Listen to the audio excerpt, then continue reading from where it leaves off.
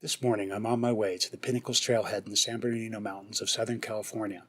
My wife and I have been hiking this area with our dogs for decades, but a few years ago, I couldn't even walk the first half of this trail without being stopped by headaches and dizziness. Sometimes I'd get confused, begin slurring words, even losing time. After exercise, half my face might droop as if all the muscles on that side simply stopped working.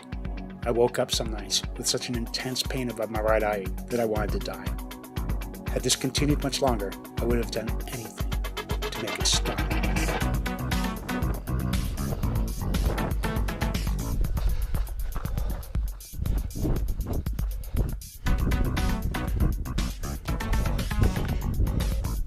As you can see, things have changed a bit.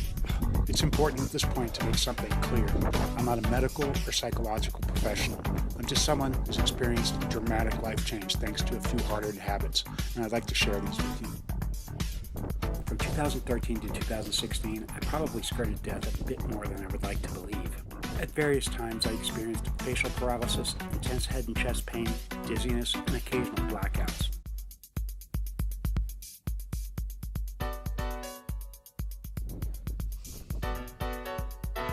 Even after experiencing some pretty alarming symptoms, being stubborn, Irish, and a bit of an idiot, I didn't go to see the doctor for at least a year.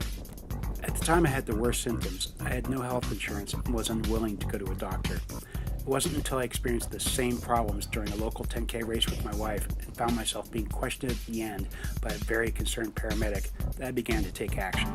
When I finally visited a doctor, he said I had an ECG indicative of prior heart attack and blood pressure in a range considered extremely dangerous. I was also told I had no business running or hiking and I should be on medication for the rest of my life.